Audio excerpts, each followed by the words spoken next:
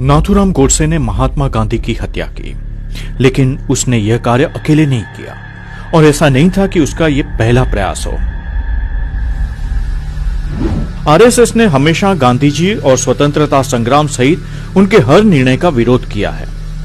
गांधी को किसने मारा?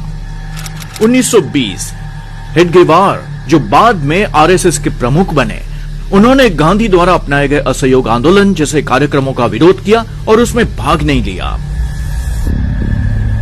1925 आरएसएस ने जन्म के साथ ही ब्रिटिश सरकार के साथ संघर्ष से बचने के लिए स्वतंत्रता संग्राम से खुद को दूर कर लिया। 1930 आरएसएस और हेडगेवार ने तिरंगे को अस्वीकार कर दिया।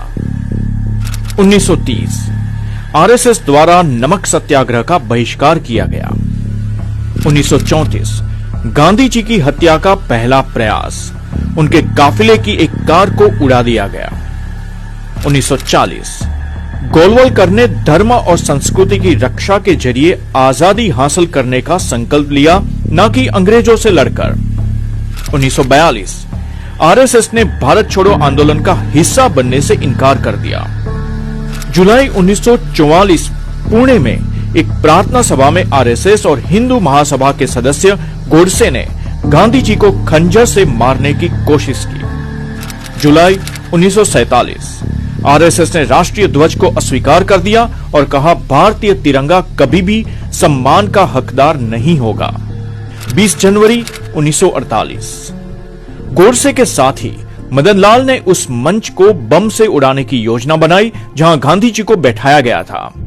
30 जनवरी 1948 आरएसएस और हिंदू महासभा के सदस्य नाथूराम गोडसे द्वारा महात्मा गांधी की हत्या कर दी। 1948 सरदार वल्लभ भाई पटेल ने आरएसएस पर प्रतिबंध लगा दिया और कहा कि वे सांप्रदायिक जहर से भरे थे। इस जहर की अंतिम परिणति के रूप में देश को गांधी जी के मूल्यवान जीवन का बलिदान देना पड़ा। आज बीजेपी सरकार वोट और योजनाओं के लिए गांधी जी के नाम का इस्तेमाल करती है, जबकि उसी समय उस आतंकवादी को महिमा मंडित भी करती है जिसने उनकी जान ली। भाजपा सरकार ने आरएसएस के प्रति अपनी निष्ठा की प्रतिज्ञा ली है। जिस संगठन ने भारतीय स्वतंत्रता के लिए लड़ने से इनकार कर दिया, जिसने राष्ट्रगान और राष्ट्रीय ध्वज को स्वीकार करने से इनकार कर दिया, और यही वह संगठन है जिसने महात्मा गांधी की हत्या की। गांधी की शारीरिक हत्या भले ही कर दी गई, मगर उनके विचारों की हत्या नामुमकिन है। गांधी के विचार आने वाली सदियों तक न केवल हिंदुस्तान बल्कि दुनिया को रास्ता दिखाते रहेंगे।